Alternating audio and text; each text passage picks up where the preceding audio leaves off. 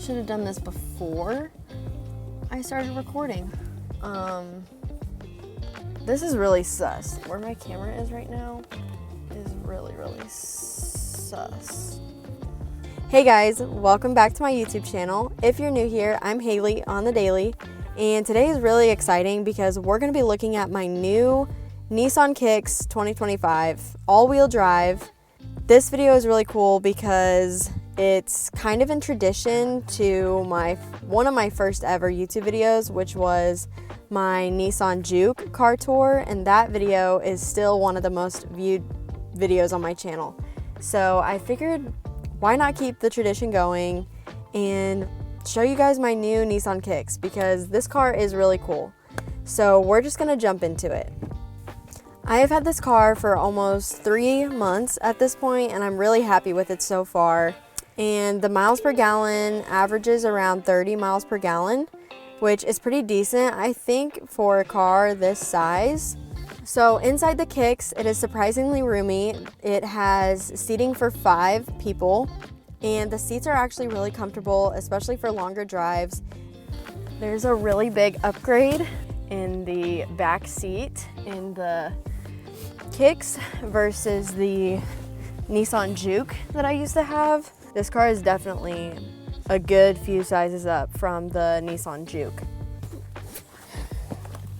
One of my favorite things about this car is the tech. This is how you go through all the menus. You get a big screen with a wireless Apple CarPlay, which I thought was a really cool upgrade and gives you that cinema feeling inside. So here's also another kind of home page of the menu. We have the little drive mode button right there. There's an automatic brake hold button, which I never really use. This is your cruise controls right here. These little voice, the voice assistant button, call button, and then this is for your cruise control. It kind of auto sets your cruise to match the car in front of you if you start to get too close. It also has a wireless charging pad, which is nice to have, but I'll be honest, it's not the fastest charger in the world. So if you need a quick charge, I would recommend using the USB-C ports, which will get your phone charged really fast, and that's my go-to. Unless you're in a pinch and you just need a quick little bit of juice, I would use the wireless pad. Now, something to note is my car does not have auto climate control, which everything I've read online says that this model should have the automatic climate control, but I haven't seemed to be able to figure it out, and I don't see an auto button in this car, so either I don't know how to figure it out, or my car specifically doesn't come with the climate control. Another feature that I also haven't seen on my car specifically is the automatic start from the key fob. Again, everything I've read says my car should have it, but my car does not seem to. I'm sure if you upgraded or if you were looking to get this car, you could make sure that you get the version that does have that. But if you're used to the key start, I would just make sure you get that version if you're used to starting your car in the morning when it's cold, or if you just want to cool off your car before you go for a drive. One feature that I really appreciate about this car is the automatic high beams for when you're driving in the dark. I do a lot of commuting, so the automatic high beams are really handy for me.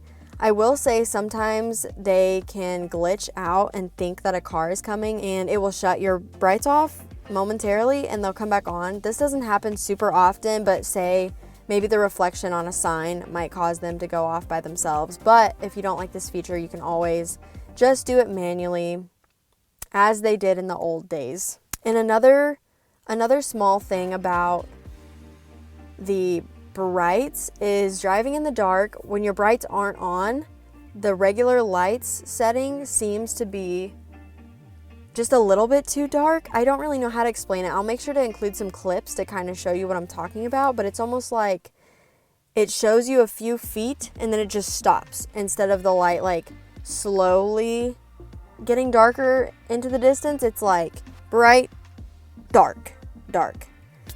I don't know if I explained it that well, but I'll make sure to include some clips so you guys can see what I'm talking about. This car is an all-wheel drive model, which I really appreciate because I do have a small commute every day. And on snowy days, it's really nice to have all-wheel drive. It's kind of been life-changing for driving through snow or on ice. It just makes driving on those days a little bit safer, which I really appreciate. So let me just give you guys all of my personal downsides of this car, starting with the fact that my car does not have a sunroof. I'm sure with more expensive models or the upgraded models you could get, I love people driving by being like, what is this girl doing in her car? My car specifically does not have a sunroof. I'm sure with the upgraded models you could get a sunroof. I kind of miss it considering I had one in my Nissan Juke, but it's not the biggest deal, and I still really enjoy this car. So number 2 on my list is this middle console. The space is pretty small. Like, you're really not gonna fit anything in there, but it's still an upgrade from the Nissan Juke because my Juke didn't have a middle console. So I guess I'll take what I can get at this point. I haven't mentioned this yet, but another downside is the lane departure warning setting. If you have this setting turned on, as soon as you go over one of the lines on either side, the steering wheel starts to like shake. And this is supposed to be a safety feature, but I tried out the low, medium, and high settings, and really it's a bit jarring for me. It doesn't really feel like a safety feature because the steering wheel is shaking so much that it's almost hard to get back into the correct lane. So I always leave this feature off. Again, not the biggest deal, but it's also not the most helpful tool or feature about this car. And then lastly, I've already mentioned, but my last, I would say, least favorite thing about this car is the headlights system. I think the headlights could be a little bit better, and I think the brights, the auto brights feature could work a little bit better. But these things, in my opinion, are really minor things to not like about this car, and I think the pros definitely outweigh the cons.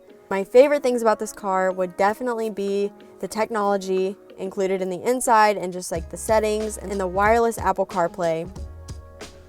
The seats are really comfortable. It makes for a really smooth drive.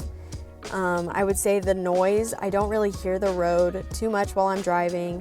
It's just really comfortable. The speakers are good. The sound is good. The overall quality of riding in this car is really good. Another really cool feature about this car is it has an auto lock system. So as soon as you walk away from your car, as long as you have the key on you, it will auto lock, which is really good for someone like me who sometimes isn't the best about locking my car.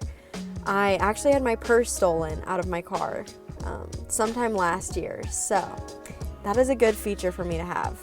And the same thing goes for unlocking. As soon as you get within a certain amount of distance, it will unlock for you. Another great thing about this car that was an upgrade for me personally is the fact that it is bigger than the Nissan Juke was. So I feel like I have plenty of room for road trips because I like to take a good road trip and I like to be the one who drives. So that has been a really cool feature for me, to just feel like I have room for everyone, and plus the storage in the back.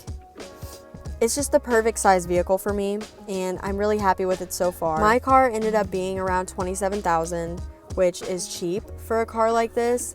I originally wasn't planning on getting a new car. I was gonna get a used car, but every used car that I was looking at was at least $30,000. That was for a used car.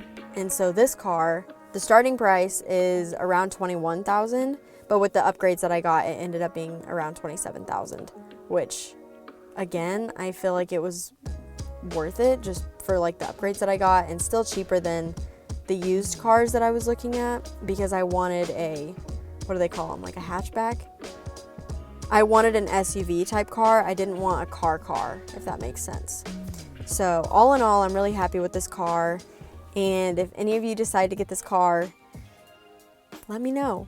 I think that's all I've got for you guys. Let me know in the comments if there's anything that I forgot to mention that you guys want to know or want advice on. Anyways, thank you guys so much for watching this video. I'm really excited to be back and happy to be filming. Today is so beautiful outside. Maybe I'll like put some clips in because it is really beautiful and perfect outside right now. There's like no wind in this park. It's like 64 degrees or something outside. It's just putting me in a really happy mood. So thank you guys so much for watching this video, and I will see you guys in my next one. Peace out.